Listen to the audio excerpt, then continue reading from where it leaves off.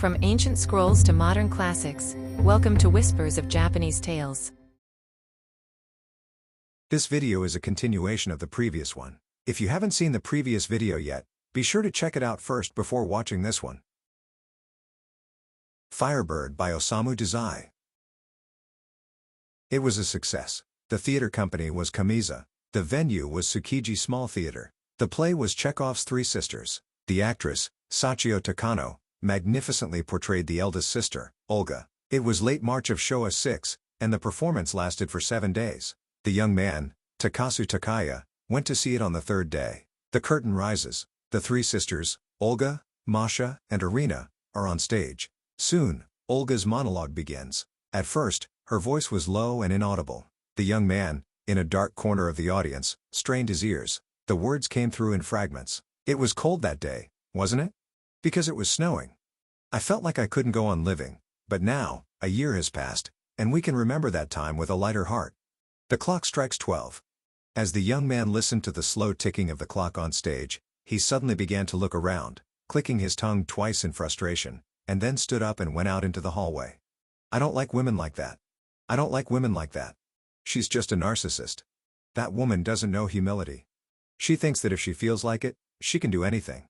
Why did she leave the country and become an actress? At this rate, it seems she doesn't think at all about Suzuki Otoko. She's either a demon or an idiot. No, maybe all women are like that. Joy, faith, gratitude, anguish, frenzy, hatred, affection, everything is fleeting. It is all temporary. Once the moment has passed, it's as if nothing ever happened. You should be ashamed. I once thought that was the essence of human nature. I am a scientist. I understand human sensibility completely. But I am definitely not a believer in physical omnipotence. Bazarov is just a sweet thing. It is the mind, the faith, that determines everything about a person. I even believe in the Immaculate Conception, simply and honestly. For that reason, I wouldn't mind if my career as a scientist were to come to ruin. As long as I remain a pure human, a true human. Did you not see the first day? I understand how you feel, Masha. Isikea's Olga said this in a tearful voice, and it reached the hallway. Wonderful, Suke Shichi said, narrowing his eyes. Didn't you read the reviews from the first day? Sensation. A huge sensation. The emergence of a genius actress. Ah, don't laugh. It's true. I asked Takashi Kajiwara to write a review for me. What do you think? That old man, almost crying, said that Olga's suffering was only truly understood because of this actress. Oh, that old man? As expected, he was completely taken aback. Now then, let's take a look. He gently opened the door behind him, peered at the stage, and said, "There's something, well, like a certain presence about her. It's almost like a different person. Ah, she's off stage." He closed the door sharply, glanced at the young man's face, and grinned mischievously. Smooth, calm as ever. She can still become a big shot. She's got it made. After all, she's a woman who doesn't know fear. Do you come here every day? Yes. At the young man's emotionless question, Suke Shichi seemed somewhat annoyed and changed his tone. I'm not just putting on a show to hide my embarrassment, you know. Unlike you, I'm honest. I can't deceive my feelings. I'm happy. Really happy. I feel like I could dance. Since I can easily get out of company business, I come here every day to hear the rumors in the hallway. Please don't look down on me. That's true. You must be happy. Takasu nodded slightly, still keeping a neutral expression. Little by little, that person is becoming more impressive. Hey. Suke Shichi suddenly broke into a smile. You know? Huh?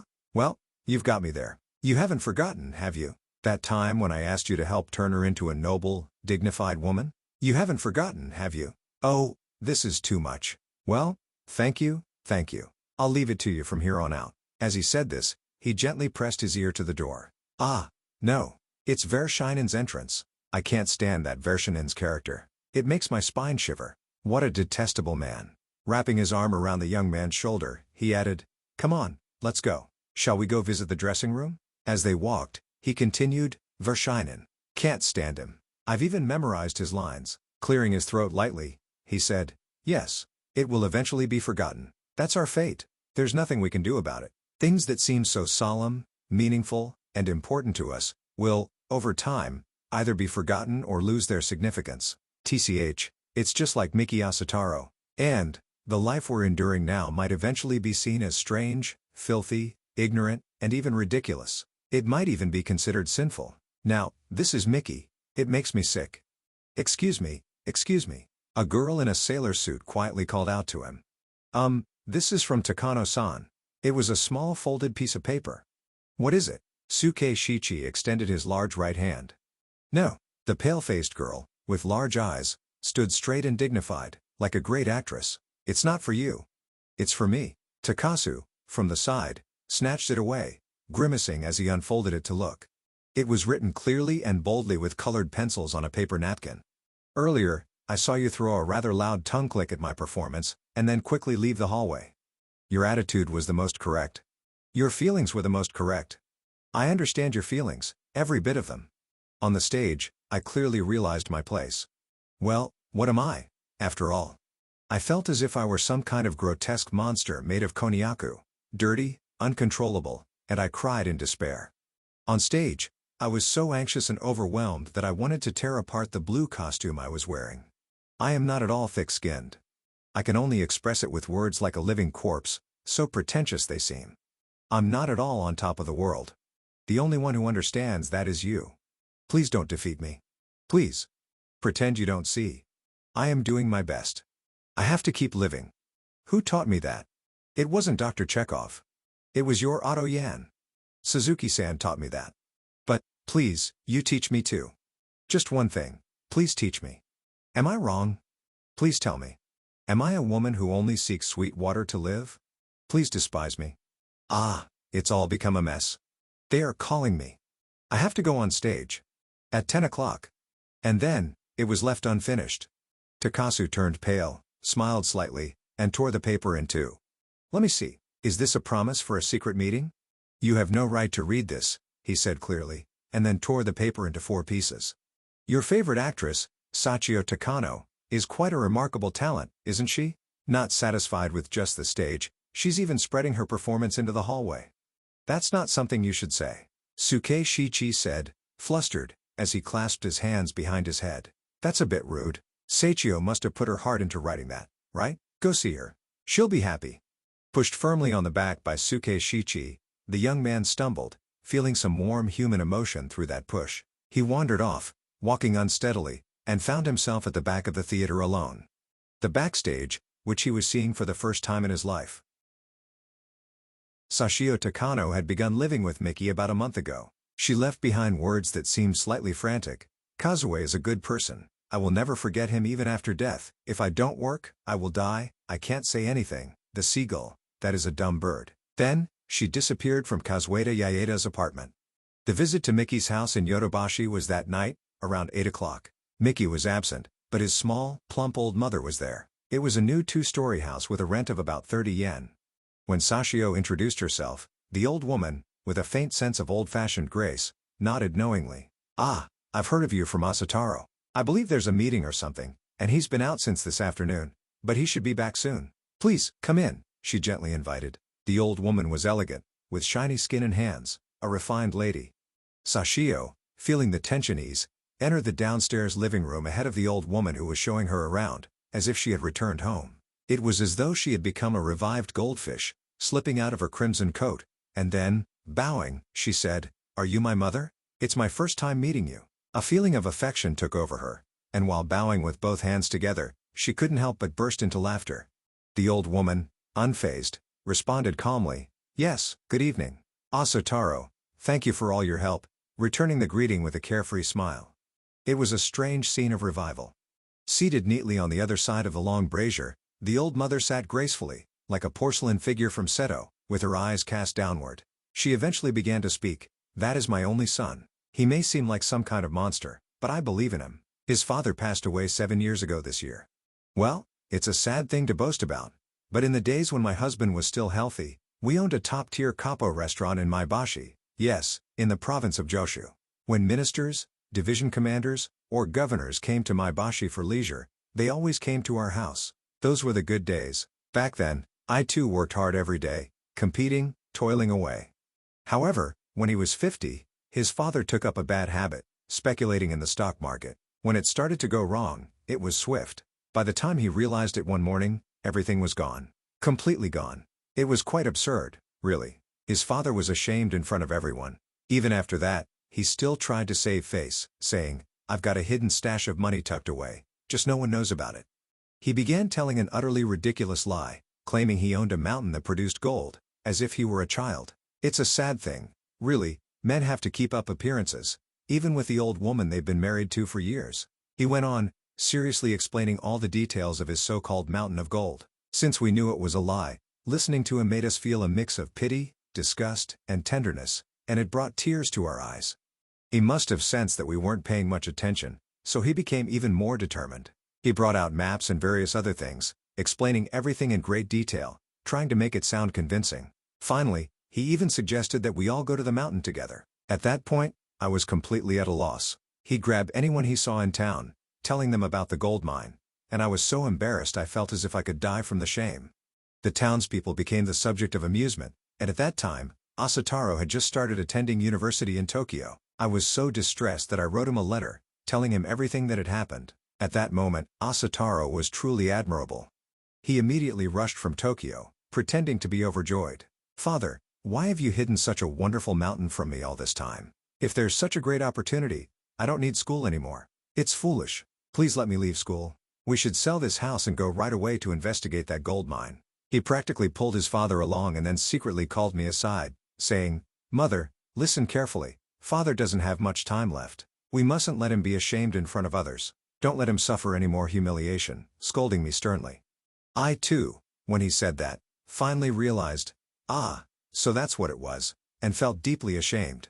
Even though he was my own child, I wanted to bow with both hands in prayer. Knowing full well that it was a lie, we took the train, rode in a carriage, and walked through the snowy roads, the three of us, father, mother, and child, until we reached the depths of Shinano. Even now, when I think back on it, it brings a painful, aching feeling. They stayed at an inn in a hot spring deep in the mountains of Shinano, and for a whole year, that child accompanied his father, walking the mountains in all kinds of weather, rain or shine. When they returned to the inn at night, he listened intently to his father's words, so earnestly that it almost seemed like a performance. The two of them would study and discuss various things, encouraging each other with, "Tomorrow will be fine, tomorrow will be fine," before going to bed. Then, early the next morning, they would set out again, with the father pulling him along in all directions, listening to all sorts of nonsense and wild explanations. Still, the child would nod deeply at each of his father's words, and despite being utterly exhausted, they would return home.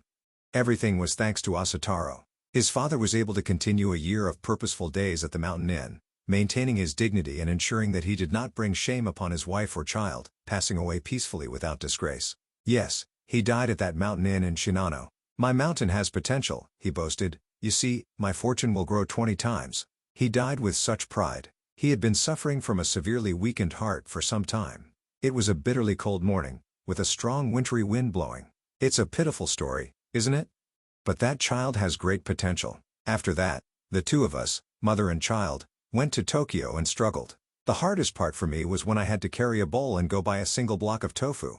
Now, it seems that Asataro, thanks to everyone's help, is able to earn money by writing. I believe in him, no matter what foolish things he may do from now on. When I think back to how he once cared for and protected his father so dearly, I am filled with gratitude and admiration for that child. No matter what happens, even if he were to commit murder, I would still believe in him. He is a child with deep emotions. Truly, I ask for your understanding." With that, she gave a light bow, and Sashio, almost without thinking, returned the bow softly. They exchanged looks, and at the same moment, they both laughed brightly. Then, the two of them cried together, feeling comforted. At 10 o'clock, Miki returned, drunk. He was wearing a pair of rough, off-white hakama made of kurame kasuri, looking like a student from the Meiji Restoration era. He lumbered into the living room, saying nothing, and roughly shoved his old mother, who was sitting at the far end of the long brazier, pushing her aside. He sat down in her place, loosened the strings of his hakama, and said, "What did you come here for?" While still sitting, he took off his hakama and tossed it at his mother. "Ah, mother, you should go upstairs for a bit. I need to talk to this child." Once they were alone, Sashio said, "Don't get too full of yourself. I came here to talk about work. Go home." The historical tone of his voice, when he was at home, was somewhat melancholic and harsh. "You're in a bad mood, aren't you?" Sashio remained calm. "I ran away from Kazue's apartment." "Oh, really?" Miki was indifferent, drinking his strong green tea in large gulps. "I will work," she said this, And unexpectedly, tears welled up and fell. She continued crying softly, unable to hold them back. "I've already given up on you," Mickey said, scowling deeply as if from the bottom of his heart. "You have an incurable laziness about you. Don't you think you take a bit too much pride in your own suffering? I think I've overestimated you. Your pain, it's no more than a pinprick on the palm of your hand. It's painful, no doubt, excruciating even, but if you keep making a fuss about it, people will laugh. In the beginning, it might be endearing, but eventually, no one will pay attention. No one has the luxury to indulge in such things. I know that. I can see through what you're thinking. You think you're some kind of insect, barely trying, ready to give up your life. But you wonder, will anyone believe me, right? That's how it is. But listen, truth, no matter how deeply you feel it, no matter how firm your resolve, simply thinking it doesn't make it true.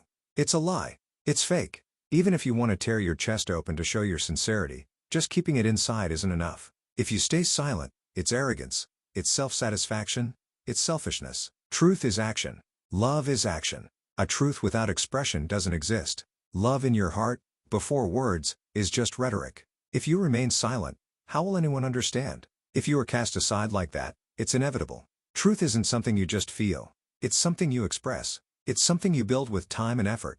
Love is the same. It's in the quiet gestures, the gentle greetings despite your own emptiness and futility. There's where true love lies. Love is the highest form of service. You must never think of your own satisfaction. He gulped down more green tea, then continued, "What exactly have you been doing all this time? Think about it. You probably can't even say, right? You can't say because you haven't done anything. I had trusted you a little more. Even when you ran away from that mountain inn, I didn't help you on a whim. I thought you had a clear goal, an uncontrollable longing, and a proper, intelligent, concrete plan for your move to Tokyo. But look at you now. You ended up rolling into Yaeda Kazue's place and just did nothing. Yaeda Kazue is a nice guy, so he probably took care of you quietly, without complaining, but I'm sure it must have been a huge burden for him. If you were truly trying your best, even Yaeda Kazue, who can barely manage to survive on his own, wouldn't have been able to deal with it. You need to start valuing people's weaknesses. Your arrogance is terrifying. I don't even know how many times I've been embarrassed because of you. You let me fight with that filthy newspaper reporter, and just watched it all with amusement. I hate even talking to someone like that. I'm a man with pride. I can't stand being called by my first name, no matter how famous someone is. I do my work properly. After I had that duel, do you think you know how humiliating and painful it was for me? It was the first time in my life I acted so disgracefully. What do you even think I am? You couldn't stand being at Yaeda Kazue's place, and now you've jumped into my house. Don't get too full of yourself, saying you came here to discuss work. If it were the old me, you'd be slapped across the face 2 or 3 times by now." Miki, unsurprisingly, had turned pale. Sashio lifted her face slowly, her eyes distant, and asked, "Aren't you going to hit me?"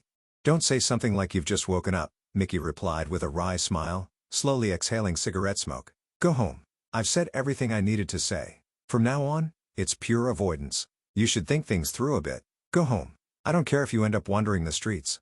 She fidgeted slightly, saying, "The streets are cold, and I don't want to be out there." Miki almost burst out laughing but managed to hold it in. "Trying to make me laugh won't work," he said, realizing clearly that he had lost. "Sashio, are you here?" "I am." "Will you become an actress?" "I will." "Will you study?" "I will." In Miki's arms, Sashio answered softly. "You're such a fool." Miki pulled away from Sashio's body and, with his usual gentle tone, reverted to his familiar, historical manner. "What did you talk about with your mother?" "I love my mother," Sashio said, lifting her hair. "From now on, I'll be very dutiful." And so, her life with Miki began. Miki had a peculiar influence in the theater world. With the strong support of the elder Tsuruya Hokui behind him, his unique style was regarded with a mix of awe and fear by people in the theater scene, to the point where they almost avoided him. Sashio's workplace was quickly decided. It was the Kamamza Theater. At that time, Kamamza was outstanding. Intellectuals in Japan universally respected the efforts of the Kamamza Theater. The leader of the troupe was Eizo Onuma, a well-established aristocrat. The actors were top-tier, competing to participate, and they boldly adopted not only foreign classics but also plays by lesser-known Japanese writers. With monthly performances, each lasting a week, they certainly elevated Japanese culture. Thanks to the recommendation of the elder, Tsuruya Hokui, and the efforts of Asataro Miki, Sashio was suddenly cast in a major role. That is, as the eldest sister, Olga, in The Three Sisters. Listen, Olga should hold back the sentiment, hold it back, and hold it back until it becomes unbearable. And then, at the final curtain, let it all burst out. Just focus on that. After that, trust what Onuma says. He's a great man. Also, make sure not to interfere with the other actors, Mickey said. That was all he told her, and then he gave no further instructions. Mickey had his own work to focus on, after all. He locked himself in the 6th tatami room on the 2nd floor, scribbling on manuscript paper, crumpling it up after writing a little, and throwing it against the wall. Then he would lie down and smoke a cigarette, get up again, and write diligently. Every night, he stayed up late, unable to sleep. It seemed as though he had embarked on some large project. Sashio, too, was not idle. Every day, she went to Onuma Eizo's salon for rehearsals, coughing in a strange, persistent way, and her once plump cheeks grew thin from the continuous mental strain. The opening night was approaching. Mickey secretly went to Onuma Eizo to inquire about Sashio's progress. After returning, he told Sashio, "It's not that you're good, it's that the other actors are terrible." Onuma said that. "You'll definitely make a name for yourself in this performance, but it's not because you're great, it's because Japanese actors are just that far behind. Listen, it's not that you're particularly exceptional, so never take other people's praise too seriously," Mickey said, scolding her. That night, unusually, he drank a lot of alcohol with his old mother and Sashio in the living room. On opening night, the performance was indeed a success. By the second day, Sashio had become a truly Japanese actress. By the third day, she stumbled. A click of the tongue from the young actor, Takasu Takaya, caused a small but deep misstep in Sashio's otherwise flawless performance. When Takasu Takaya visited the dressing room, the first act had just ended, and Sashio was sitting surrounded by a large crowd of people, laughing with her mouth wide open. The room was thick with cigarette smoke, and every time someone spoke, a wave of laughter erupted from the group, creating a cheerful, lively atmosphere. Takasu stood at the entrance, observing. Sashio, still caught in the excitement of the performance, didn't notice him. She was laughing hysterically, her head tilted back and her voice shrill, still clearly stirred by the energy of the performance. "Excuse me, just a moment," she whispered in his ear, and a large black swallowtail butterfly seemed to envelop Takasu's entire figure. Without a word, she swiftly took him by the arm and pulled him away through the entrance, guiding him to the far corner of the hallway, then quickly pushed him back, saying, "Oh, I'm so sorry." She was a slender woman with large eyes and a long slender nose, her lonely face matching perfectly with the black dress she wore. "I didn't want you to meet Sashio. She cares about you so much. She's in such a good place right now, with her reputation growing. And, please, just leave her be. She's working so hard right now. It's difficult for her, and I understand that." Her face flushed as she added, "Oh, you don't know me, do you? I'm sorry. You're Takasu, right? I thought so. The moment I saw you, I recognized you. It's really strange, even though it's our first meeting, but I knew immediately. You're a relative of Suzuki Otoko, right? How? I know everything about you, don't I?" It was Kazue. The play had started, and for the past few days, she had been troubled, so today she took a break from rehearsals and came to the dressing room. That night, oh, those who know would be startled to see it. Suzuki Otohiko is alive. Alive, and drinking whiskey. In the late autumn of last year, Suzuki Otohiko had happened to stop by this bar behind Ginza. Then, he sat down on this very same sofa and talked about the rain with Sashio, who was 19. Now, in the same posture, with a slight forward lean, Takasu Takaya is sitting deeply on the sofa, drinking whiskey with Yae Takazue, whispering to each other. Next to the sofa, a potted plant sits with its leaves spread out, just as it was before, and even the marks left from Otohiko's absent-mindedly tearing at them with his nails remain on the leaves.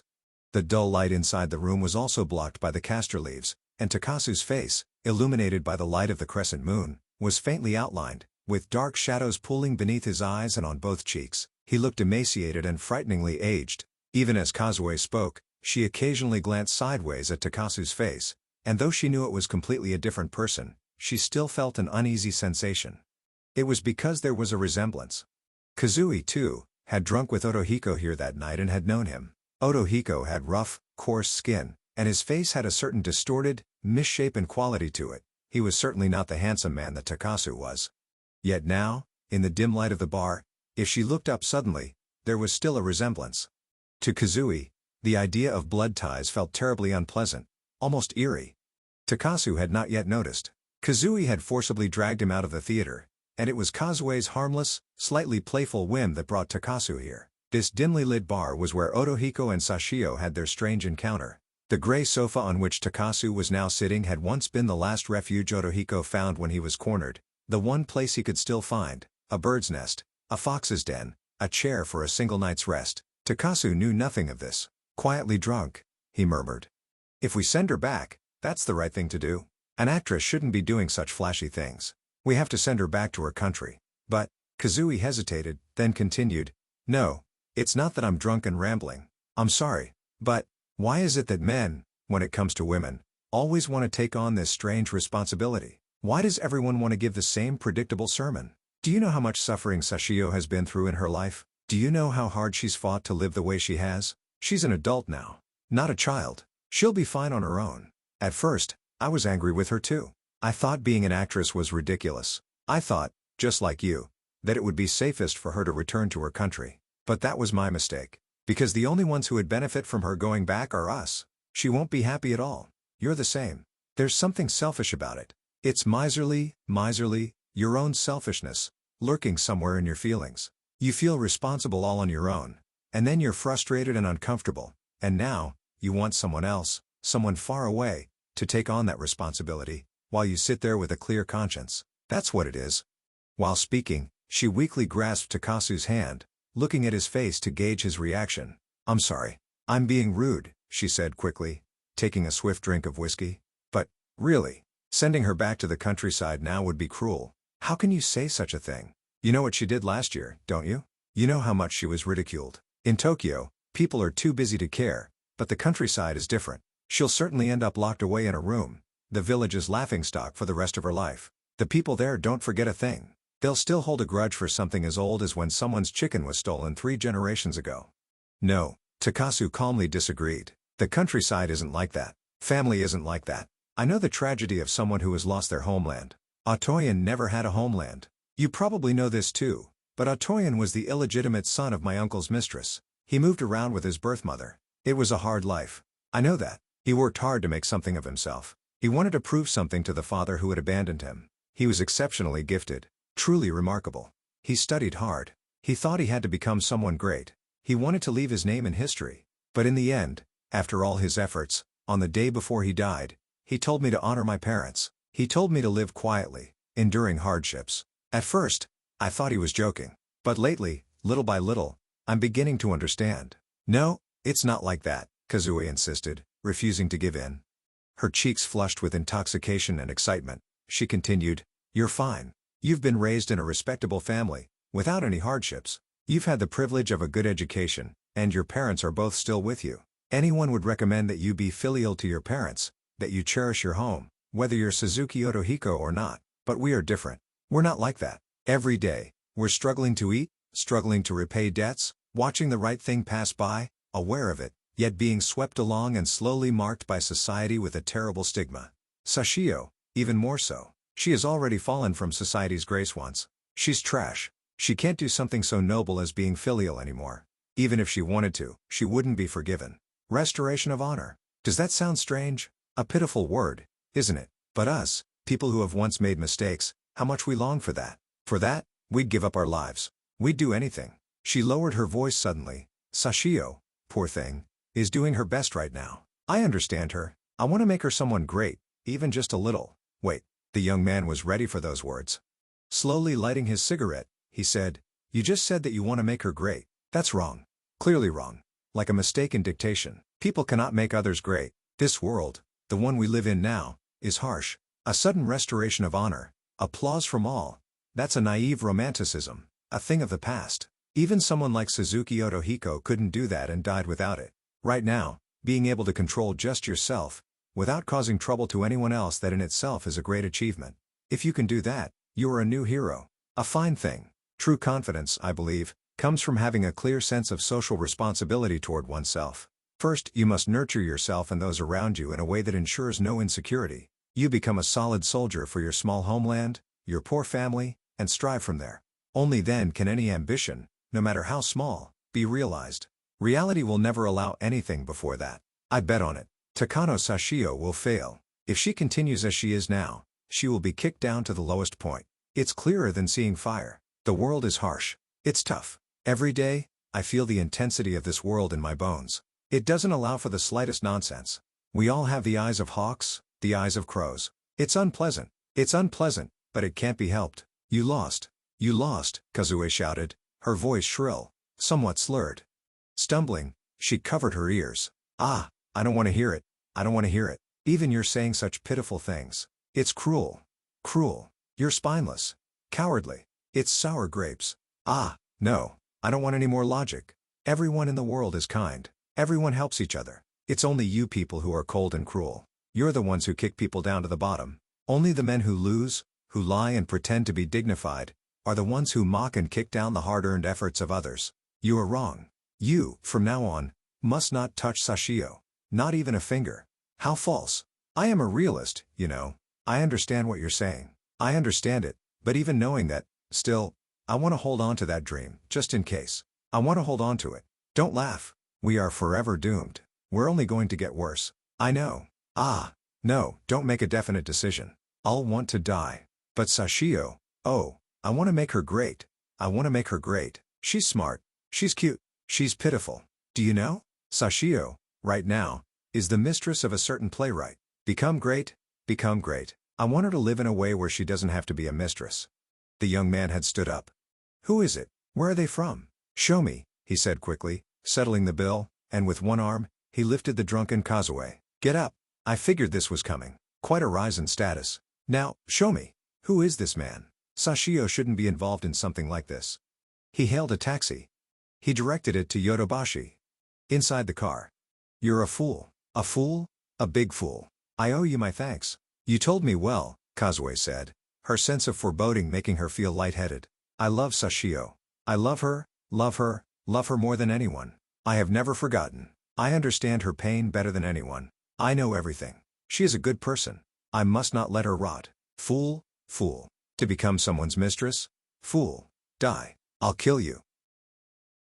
Thank you for reading this far. This work remains unfinished, and no continuation will follow. Though it ends here, I hope that the unfinished nature of the story will still leave something for you to ponder. Until we meet again, may the stories of Japan inspire your days.